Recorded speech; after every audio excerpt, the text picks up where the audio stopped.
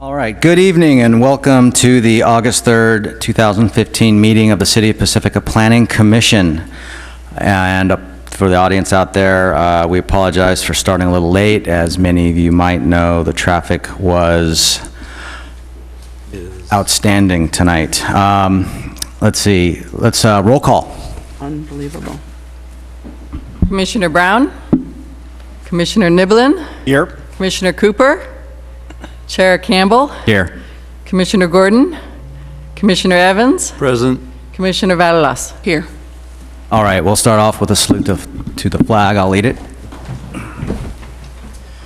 I pledge allegiance to the flag of the United States of America and to the republic for which it stands, one nation, under God, indivisible, with liberty and justice for all.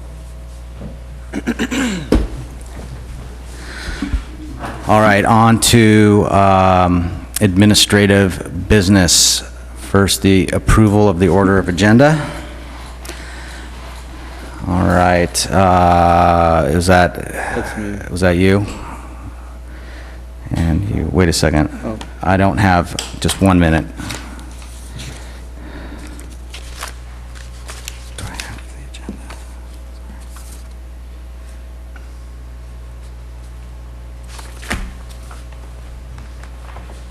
Approval of the order. And approval of the minutes. I should have took your... All right.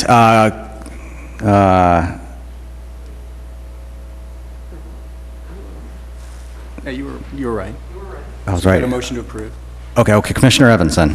I move we approve the agenda. Okay, Commissioner Vaterlaus. Agenda. Second. Great, we've had a motion and a second, please vote. Okay, my apologies for that delay, I was trying to figure something out. Approval of the minutes for the June 15th and July 20th, 2015 meetings. Could we break those into separate matters? I wasn't here Yes. for July. Yes, I think we said right. Approval of the minutes for the June 15th, 2015. Commissioner Vaterlaus. Motion to approve. Okay, Commissioner Evans. I'll second that. All right, motion second, let's vote. All right, that passes with 4 in favor and 3 abstentions. And approval of the minutes for the July 20th, 2015. We don't have a We quorum. do Yeah, I'm not. afraid we're not going to be able to, I can't vote Yeah. on it, so you All right, you get a... we do lack a quorum. We'll have to table that for the next meeting. Designation of a liaison to the city council meeting. None is needed. Don't need any liaison for the next city council meeting. Okay, No planning commission items. all right. On to oral communications. This portion of the agenda is available to the public to address the planning commission on any issue within the subject matter jurisdiction of the commission that is not on the agenda. The time allowed for any speaker will be 3 minutes. If you want to speak, please just fill out one of these cards. They're located at the back. I've got 2 cards, and I'll start off with Betty Duran, followed by Dan Stegnick.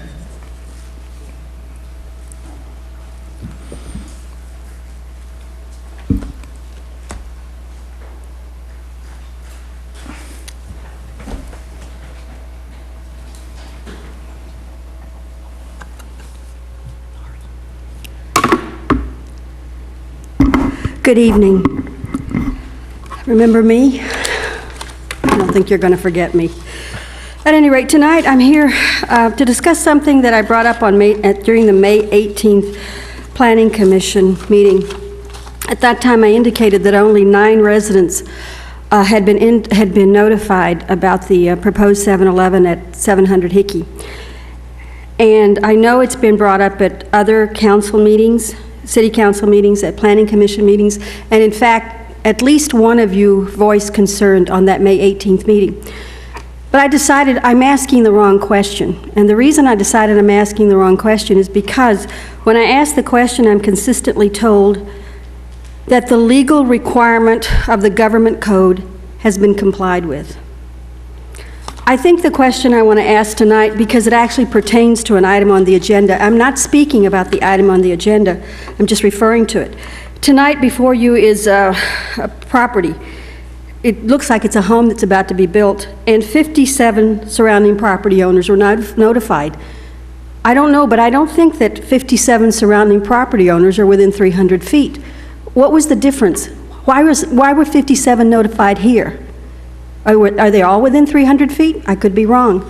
Then I go, so this is after the May 18th meeting. That's tonight's agenda item. Prior to the May 18th meeting, this is April 20th, Spindrift had some business before you, and 108 property owners were notified. Again, were they all within 300 feet? What was the criteria? What was it? Something had to be different, unless someone can tell me that these 57 property owners from tonight's agenda item and the 108 property owners from the April 20th agenda item were all within 300 feet. Thank you. Just food for thought. I really would like to get an answer from my residents in Fairmont, because I still don't have an answer to that question. And I think it's because I've been asking the wrong question. Why were not 19 notified? The better question would be, in these other instances, can you explain that to me? Can someone get back to me and explain that to me in a fashion so I can explain it to my community? Thank you. Thank you. Next up, Dan Stegnick. And that's all the cards I have up here for public comment.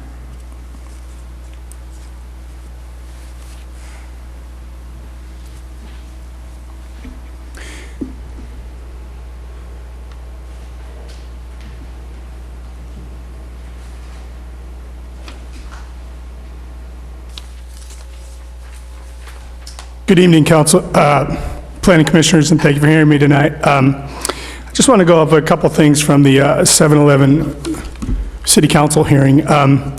The police chief brought forth a graph on here. I wanted to show this to you. It showed the Shell gas station, which closes at 10 p.m. with a closed lobby. Lobby closed at 10 p.m. It's open 24 hours a day, but it's a gas station. Directly diagonally across from where the 7-Eleven will be. The 7-Eleven at 137 Manor has 15 times as many calls for police service as the Shell station diagonally across from where the 7-Eleven will be. The 7-Eleven at 100 Clarendon has an 11 times as much crime as the Shell station across the street from the proposed 700 Hickey Boulevard 7-Eleven. You know, you look at these numbers, and certain ones like Public Intox, 7 times any other of the similar locations the police chief put together, or narcotics arrests, double. All the rest have 0 except the Quick Stop on Crespi, which has 3. Then both 7-Elevens have 6 narcotics arrests. You might say, well, these narcotics arrests are minor or whatever. If you go and you divide the duration, you can divide the number of police calls by the 42-month total there, and you can get that Shell had 1 police call every 22 months. Almost once every 2 years. 7-Eleven had 1 police call every 2 months. 7-Eleven on Clarendon had 1 every 1.5 months. We may say these are minor crimes, but if it was a different crime, rape or murder, or like an aggravated felony of something, we wouldn't be saying these were, infrequent occurrences of this crime. Secondly, I wanted to thank Commissioner Niblin for something he had asked on the original May 18th meeting, and he had asked specifically of 7-Eleven, how many jobs is this going to create? What's the benefit it's going to be? And at the time, a woman who identified herself as a 7-Eleven employee, Katie Shart, had said between 8 and 10 jobs. And normally I would assume those would be FTEs, full-time equivalents, but in their rebuttal, 7-Eleven stated that those were actually part-time jobs, not full-time jobs. And just something we might want to clarify in the future. I could set up a temporary event that would hire 50 people for the day, but those would be of limited benefit to the community. And when I would ask that, I would assume that an applicant would be responding with the number of FTEs. But thank you very much. Have a great day. Thank you. Okay, I don't see any more cards up here, so I'm going to close oral communications. We don't have any consent items, so we're going to move, before we get to the public hearing, we're going to have a presentation of the 2015-16 Economic Development Work Plan, recently approved by the City Council. The presentation is going to be given by Ann Stedler, our Economic Development Manager. Ann?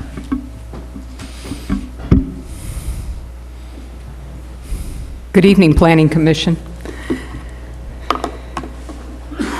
In front of you is a printout of the PowerPoint's images that we're going to show on the slide.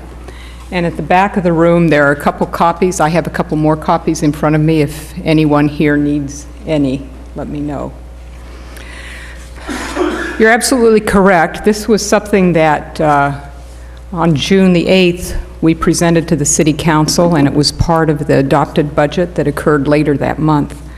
So let's move ahead and talk through the overview of economic development. I want to preface this by saying that at the time I presented it to the City Council, I had been on board about 33 days, calendar days. So we were explicit when we talked to the City Council about saying this is a draft plan. We don't call it draft anymore since it's been approved, but it's certainly a plan of someone who hasn't been in the trenches in Pacifica for very long. And you will see that many of our agendas in this plan are broadly worded so that we can put specifics to them as more information is available to me. The impetus for economic development in Pacifica was the fact that the tax base needs to increase in order to provide basic services for this city. We wanted not only to increase that base, but we wanted to do it in such a way that it built an upward trend in these three categories of taxes: sales, hotel tax, and property tax. In other words, the approach was not to increase the tax rate, the approach was to increase the amount of business that generates taxes. Although that's the impetus, the real opportunity with economic development is the partnerships that are available to be built. And that's based on the fact that a business interest aligns with the city's interest when it comes to business success. To the extent that a business is successful and therefore pays more taxes, that obviously is a win-win for both of us. Because in our world, so many things that government does or regulates impacts business. It's logical to have an advocate for business at City Hall, which is part of my role, and it's logical for the city to consider what the impact of its actions are on the business community. So we're actively looking at the relationships that we have with these business types throughout the city. One example of this kind of partnership might be the tourist and visitor serving exhibit called Alcatraz, A Life on the Rock. This exhibit is approximately 4 years old. Some of you may have seen it in other locations. It's available for only the cost of shipping to be in Pacifica during the November to February period, 2015-2016. So when I arrived, the Chamber had already identified this as an opportunity and was trying to make it happen. In our planning, we allocated $10,000 to this project, which would be about half of the estimated $20,000 cost. The hotel group in town added $5,000 of that for their money, and if our costs in fact rise as high as 20, we would need to raise the additional 5 from other sources. Why do this?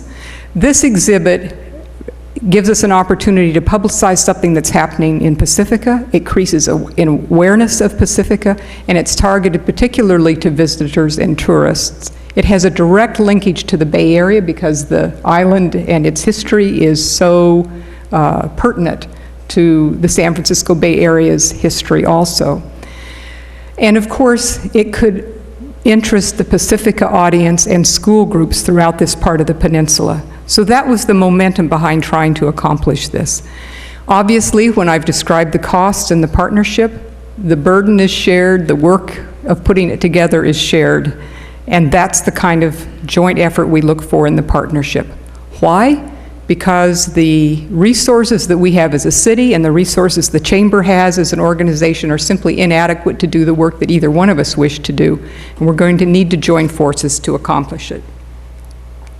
Similarly, the Chamber has begun to work with one of the members of the Economic Development Committee on improvements to its website known as Visit Pacifica.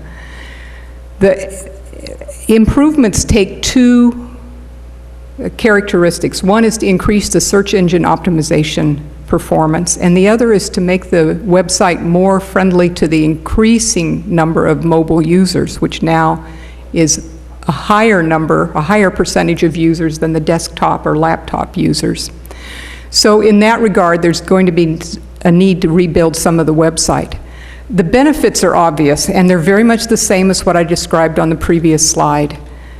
Publicity and awareness, catering to visitors and tourists, the links to the overall Bay Area, and in addition, this one, I think, puts us in a position where, by working together, we can create one visitor website, one social media effort for Pacifica instead of duplicating efforts. Similarly, there are other areas much less specific, and I'll share these with you so that you have an idea of the range of things that we may be involved in from an economic development perspective. First of all, technical assistance is a very common tool. To the extent that a business has need for certain expertise but doesn't have access to it, that's something that we try repeatedly to provide. It may be that the Chamber's better equipped to provide it than I am, but between the two of us, we would jointly work on what those opportunities are. What's an example of technical assistance? At the same time I arrived, one of the businesses in Lindemar was struggling with getting a sign approval for the frontage that faced Highway 1. The reason was simple. There had been a change in the sign program at that center. There was uncertainty between the property owner and the city about which things had what kind of priority for the signage. It was simply a problem that left that business owner wondering, what do I do to solve this? How much is it going to cost me to figure out a way to solve it? And what do I tell my sign contractor to do?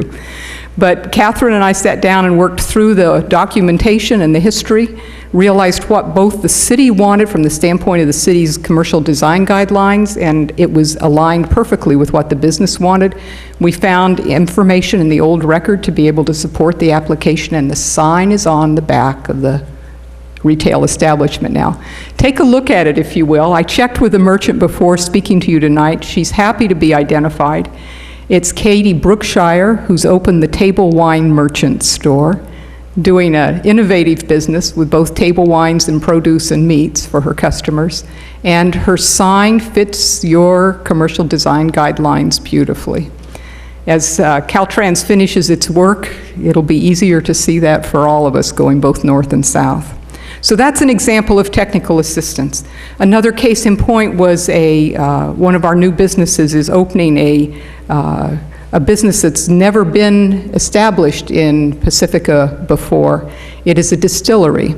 There are now one in Alameda and one proposed, one in Belmont in the county unincorporated area, and the proposal to do one here. But as you can appreciate it involves a lot of issues with regard to fire, safety, ABC regulation, and it's not something that most city enforcement agencies have any experience with. So one of the opportunities that gave me was to be in touch with people in the beverage community, whom fortunately I've worked with in the past, to try to find the expertise that was needed for this highly specific form of business. So those are examples of technical assistance. They are driven by this community and the needs in this community. Similarly, you might find an opportunity for geographic business group assistance. For instance, is there a concern, as there is now in Rockaway, with signage and A-frame signs? That might be an opportunity where we can actually lend some technical assistance or provide some referrals to that business group.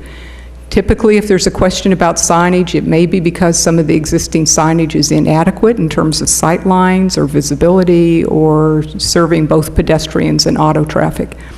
So that might come down to a geographic business group form of assistance. Customer attraction hardly needs to be mentioned because in a town along the coast where you do not have a 360-degree circle for your customer base, you're always looking at what do I do to import customers, because the number of customers Pacifica can supply is far less than what a normal community in a normal geography would be able to provide. So I expect a great deal of our work to center around customer attraction.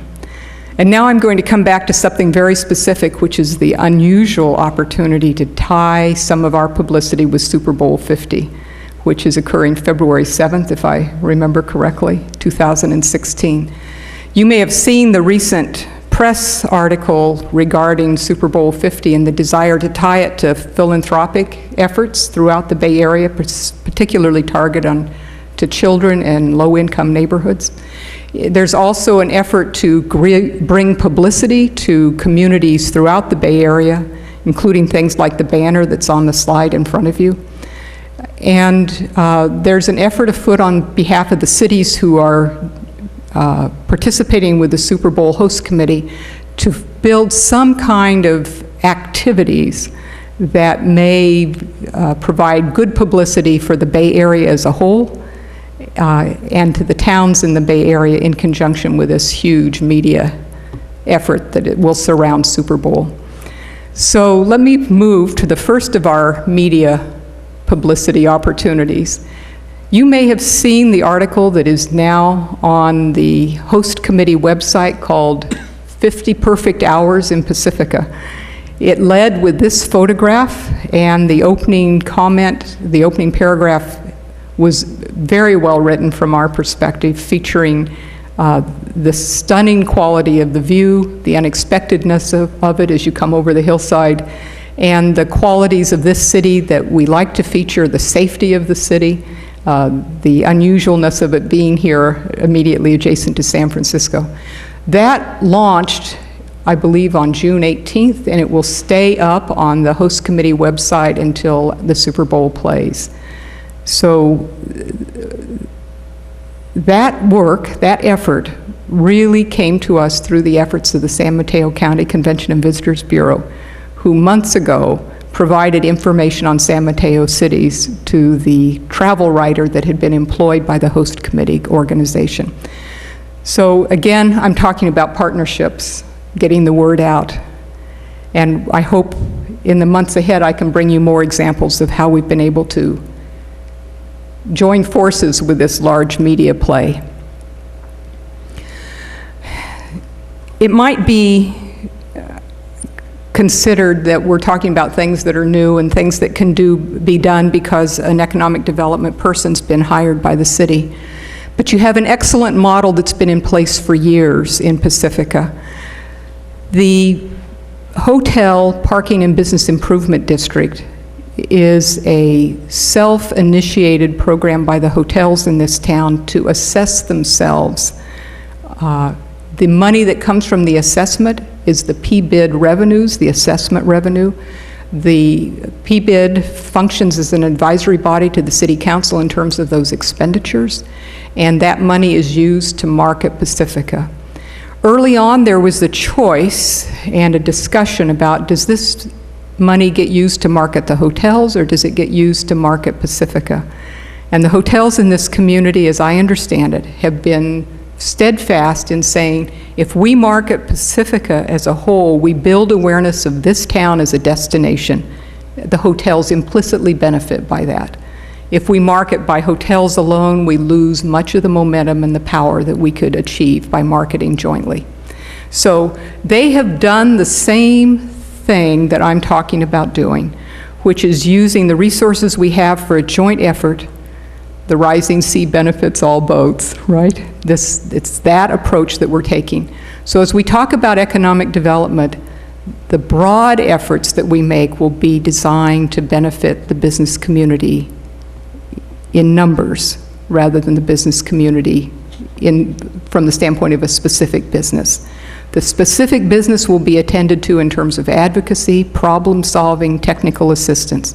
But in terms of the broad sweep of promotional activities, we look for what benefits the town and the economy as a whole.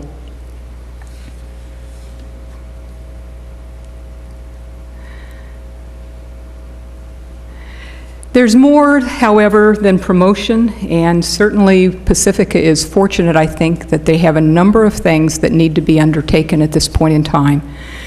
Some of these development opportunities and development support opportunities will also fall to this office. They include the development of Beach Boulevard, the site that we're on tonight, It includes fully realizing the Palmetto streetscape, that we believe we have enough money to actually start Phase 1 in January. It includes supporting the buyer of the quarry, who's new now to Pacifica, and facilitating development choices among commercial property owners when they want information or advice or perspective on Pacifica.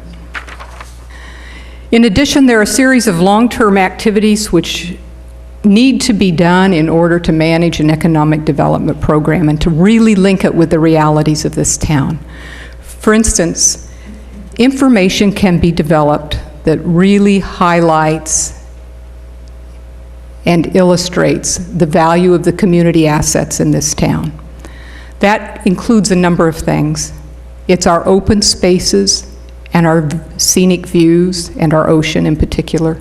It's also our nonprofit organizations. And if you think of the work that's been done, for instance, by the Beach Coalition over the last few years, which I understand has dramatically changed the condition of our beaches, this is the kind of organization I'm talking about. It would be much harder to market the city if that work was not in place and ongoing. There are a number of city properties. Most of them are in a condition where it makes sense to rehab them or change the facilities that are on those sites. So city properties is one area that we're going to be studying. Although the town is relatively affluent, I think it's worth pursuing grants for the things that are uniquely opportunities in Pacifica. And of course, right now we're in a huge economic boom that's fueling the Bay Area as a whole. So we need to move quickly on a few things that takes advantage of those cycles, and then watch for an opportunity when the cycles change to tailor our work and our effort accordingly. That's a broad summary. You'll understand now why I said in many ways it's broad brush. So I'd be glad to answer questions if you have any, and thank you for giving me the opportunity to be with you.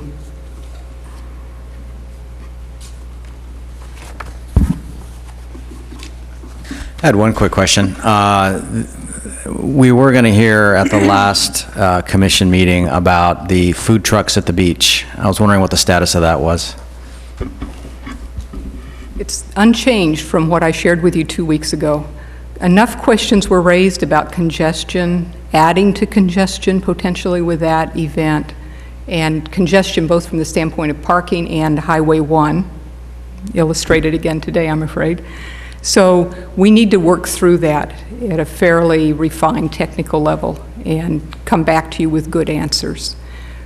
I've talked all through this presentation about partnerships. It's still our desire to do partnerships with people in town, people who are concerned, and people who are supportive.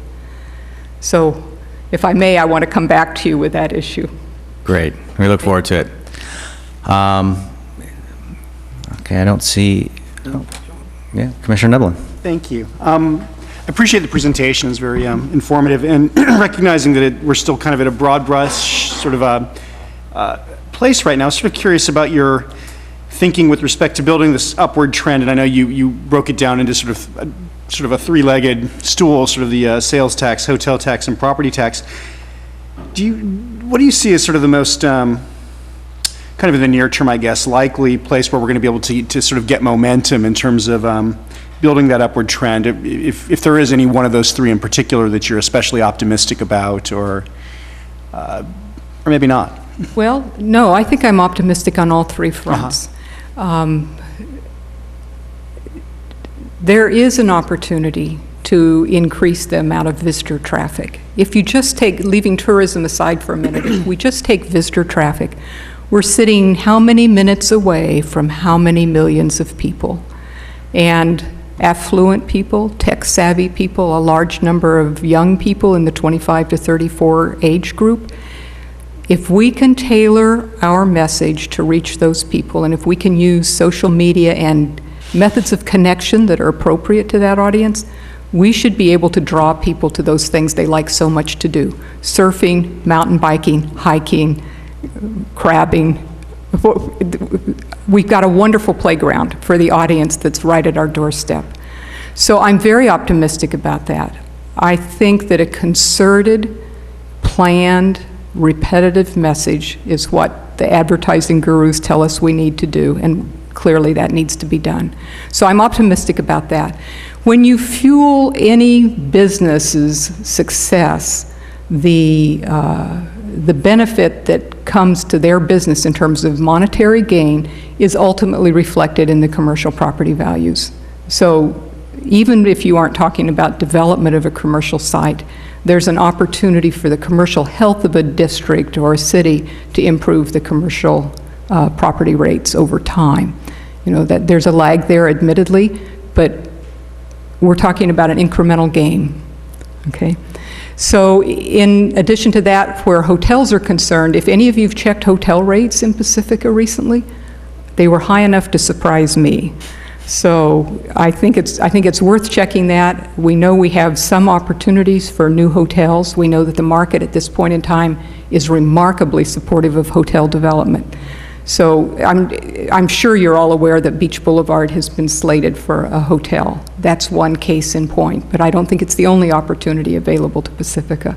It's clear that our hotels now fall into a fairly close band in terms of low to high price in the hotel rooms.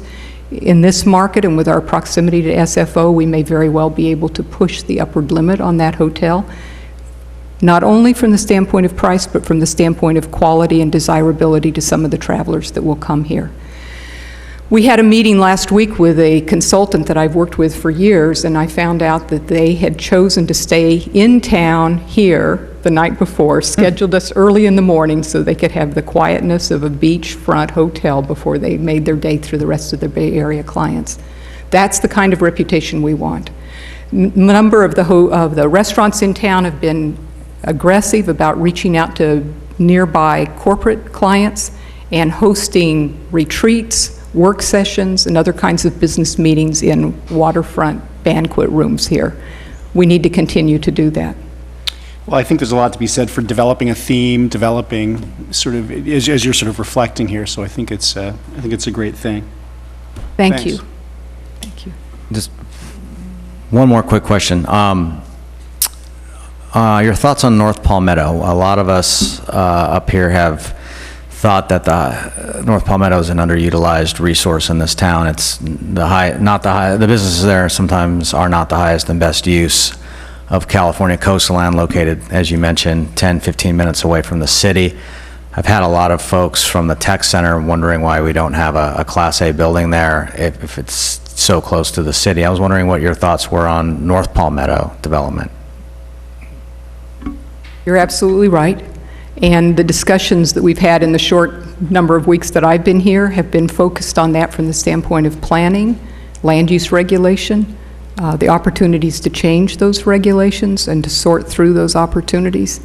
And I'm sure that in the months ahead, there will be something come forward that addresses those issues. I'm not in a position to say what it is yet. It takes a lot of time to do that assessment and do it well in terms of bringing it forward to the public. No, it's just nice to hear that it's in the it's in the mix. Commissioner Evans. Thank you, Chair.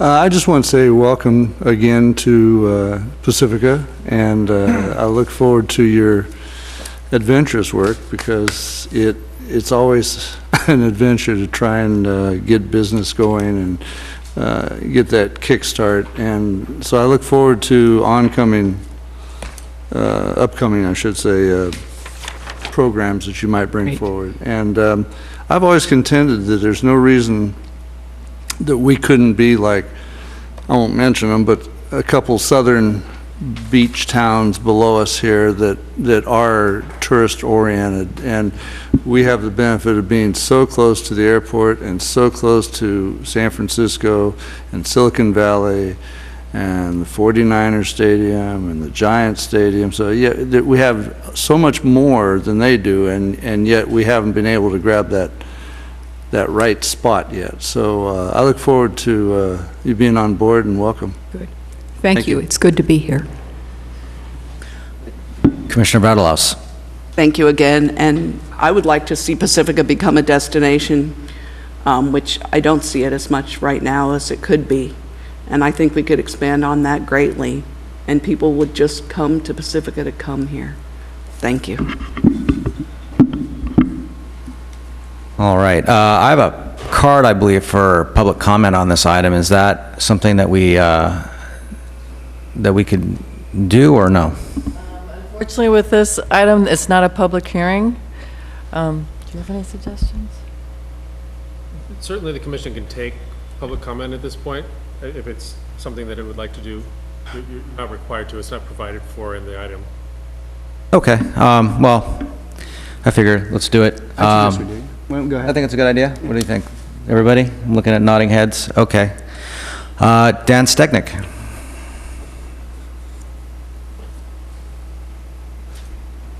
Commissioners, again, for hearing me. I certainly appreciate that. I like an awful lot of what comes out of Ann Stedler's mouth. I'd like to remind, I know this isn't the place for it, but budget-wise, she's really rubbing nickels together. And when you look at the amount of money she's got to bring in what she's trying to do, it's really a very, very small budget. And of course, this isn't the proper people to vote on it, but just moving forward, think that. I'll support what Commissioner Vaterlas said about making this a destination, you know. We're 16 miles from one of the greatest economies in the free world. That is the low-hanging fruit. The average tech salary on the peninsula is $292,000 a year. $292,000. You know, these people are so close. I get people all the time that work in tech, lived in San Francisco for 20 years, come out here for a meeting, they come over that hill at Lindemar Beach, they're like, whoa, I had no idea this was here. You know, Lindemar Beach is Pacifica's greatest natural asset. And in terms of bringing international travelers there, et cetera, you know, today I was at Fitzgerald Marine Reserve down in Montara. It's like everyone there was from another country, you know, different guidebooks, et cetera. They're really on the map for that. And Montara has a fraction of the resources we do. You know, a lot of our problems tax-wise, revenue-wise, will take care of themselves eventually as housing prices rise here. You know, within 2 years, and Commissioner Vaterlas can probably comment on this better, you know, every house in Pacifica is going to be $1 million house. You know, and as that rolls, prices rise, people are going to retire early, try to cap some of that income, et cetera. So it is solving some of our problems, the rising housing prices. RE North Palmetto, you know, I always say we're the best Taco Bell in the world in a dump with $1 billion view. I only thank God at that July 3rd, 1973 meeting, they didn't put it at Rockaway Beach where they were gonna. Thank you very much. Thank you. All right. That ends the presentation. And again, thanks, Ms. Stedler, for that excellent presentation. On to the public hearings. And we have one tonight. It's for a use permit and site development permit filed by Randy Barron on behalf of the owner, Dewey Melton, to construct a single-family dwelling of 2,900 square feet with an attached garage of 600 square feet on a vacant lot at 35 Malaviar Drive. A negative declaration was previously adopted for this project. The proposed action tonight is to approve as conditioned. Staff report, please. Good evening, Chair Campbell and Commissioners. I'm Catherine Farbstein, Assistant Planner, and I will make the presentation for this project tonight. Before you is a project to construct a single-family dwelling of 2,900 square feet on a 1-acre vacant lot at 35 Malaviar Drive. Subject site was created more than 10 years ago when a 4-lot subdivision was approved by the City Council on appeal. Neighbors concerned about Pacifica challenged the approved subdivision, and a settlement agreement was reached. Conditions of approval for satisfying the outstanding requirements of the subdivision agreement for that original 4-lot subdivision and the settlement agreement are recommended by staff. Applicant Randy Berend is here tonight, representing the owner, Dewey Melton. Dewey Melton was one of the parties to that agreement, that settlement agreement. 2 pages were missing from the settlement agreement, and those pages were emailed to the commissioners last week. Page 9 and 11 have been handed out tonight to ensure a complete agreement for each commissioner. Again, settlement agreement. Staff was also recommending a condition of approval requiring any retaining walls in the setbacks to be limited to 6 feet tonight, 6 feet in height. Some of the retaining walls on the side setback, actually closest to the building that's already constructed at 30 Malaviar, need to be revised to meet this requirement. They exceed the 6-foot height limit. However, I have discussed this issue with Randy Buren, and the applicant has confirmed that the retaining walls can be redesigned to satisfy the height limit. Staff is recommending conditional approval of the use permit and site development permit for the addition. That concludes my presentation. Thank you. Any questions for staff? Okay, seeing none. Oh, wait, Commissioner Evans. Of course, thank you, Chair. I just wanted to confirm that within the conditions, you have added all the new recommended conditions, correct? For conditions for approval. Yes, there's a condition of approval, actually put it under the planning department for the settlement agreement that made most sense for planning staff to follow up. And then engineering has a condition of approval regarding the subdivision improvement agreement. And I should mention Ray Dungeness is here tonight from the engineering division if you have questions. And then the condition of approval about the retaining wall, I've also added that. Yeah, I think I saw that one. Yes, that I believe is number 3. That's a newly, most of the other conditions are standard, so I was highlighting the ones that I thought the commissioners should be aware of. And it is number 3 regarding the retaining wall. Thank you. Okay, I don't see any more questions for staff at this point. If the applicant's representative wants to discuss the application for 10 minutes, or you have 10 minutes. Don't have to take all of it. Thank you. I really don't have anything to add. As I said, I've already talked to Catherine about the retaining wall issue, so we're fine with that. Although it's a new interpretation of an existing code, you know, we'll work that out. So we can do some terracing. The only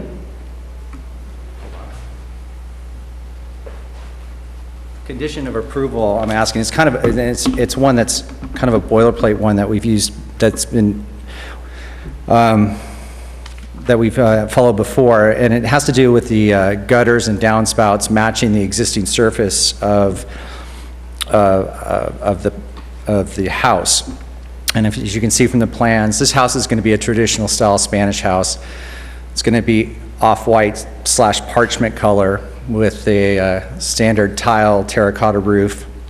And we were going to go with a, which for traditional Spanish style house, usually you go with either a copper and or a dark metal type gutter, OG style gutter with round downspouts.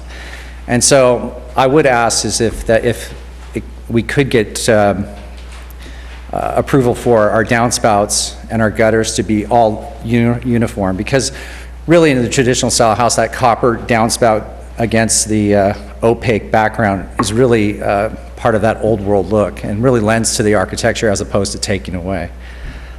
So besides that, really, I have nothing else. Great. Which condition of approval was that again? It's number 9. Number 9. Yeah.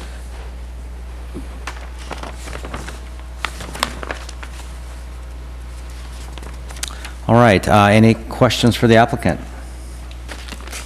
None for me. Yeah. Yeah, Commissioner Evans.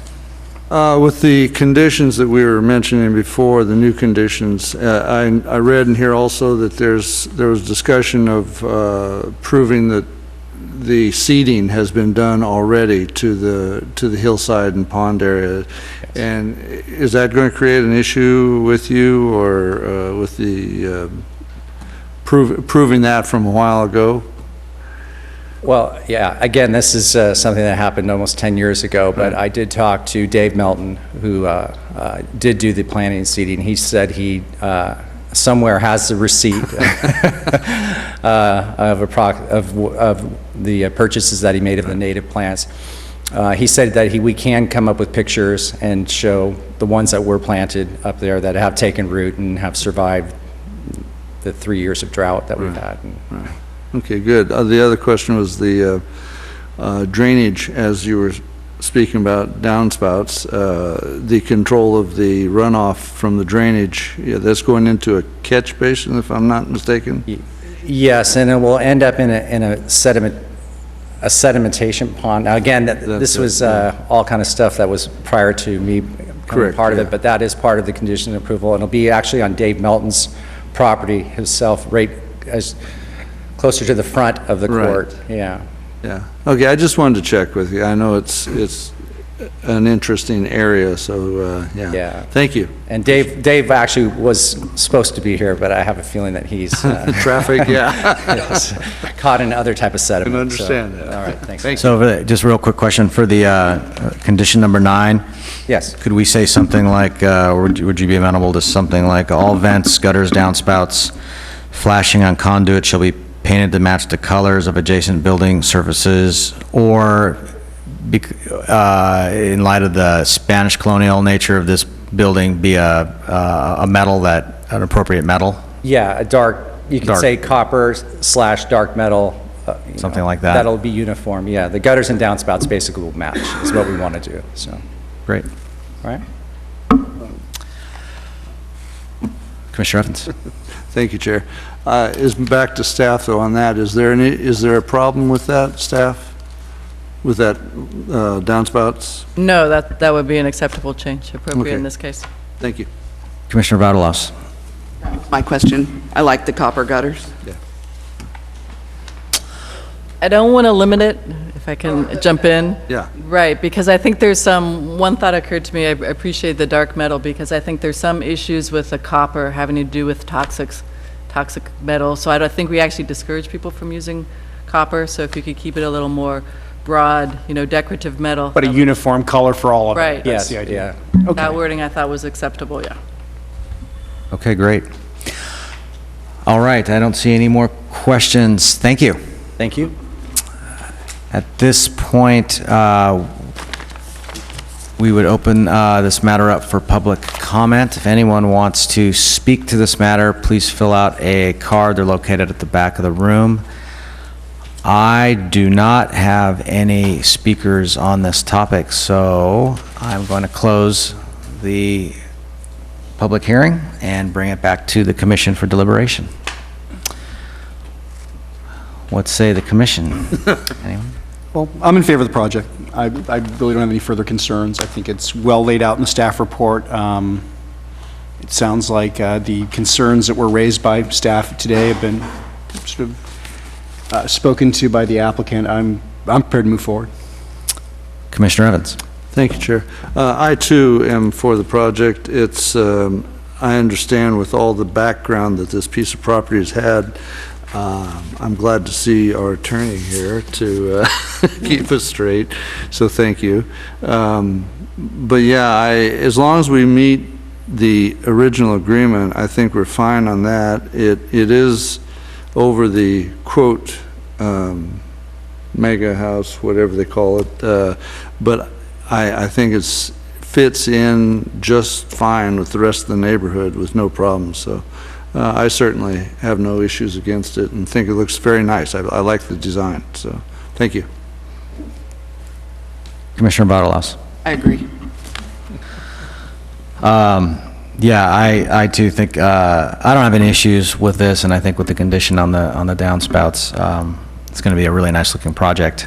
And I want to commend Catherine for a great presentation. I really also want to thank council for being here and having taken the time to come out here and be prepared on this topic. I appreciate that, and we always welcome having council here at these meetings. So I don't want to take that for granted, because there's been a lot of meetings where I wish council had been here and he hadn't been here.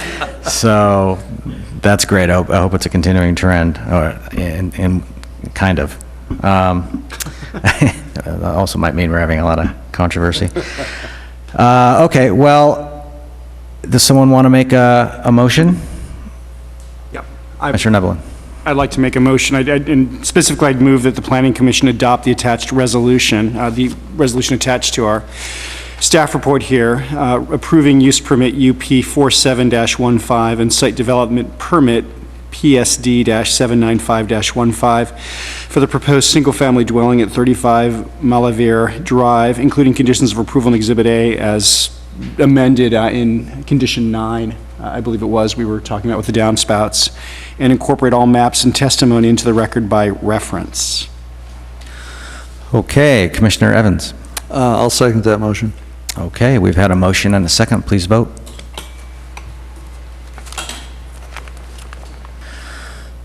Okay, that passes unanimously, 4 in favor, 3 absences.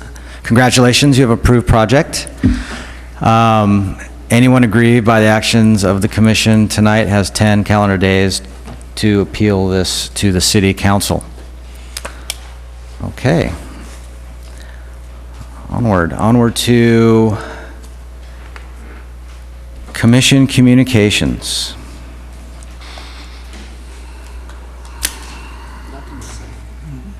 No one?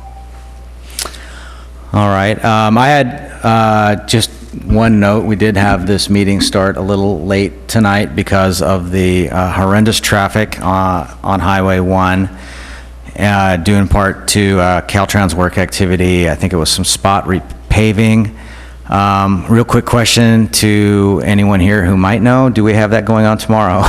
Yes, there was an alert sent out at like 4:45 tonight saying that there would be paving between the hours of 9:30 and 3:30. And I don't remember the exact area, but it was Reina Del Mar to maybe Fassler area. Okay, you heard it here. Definitely happening tomorrow, and the alert was sent out at like 4:45 tonight. Okay, you heard it here first. Some more activity tomorrow, perhaps ending as soon as 3:30.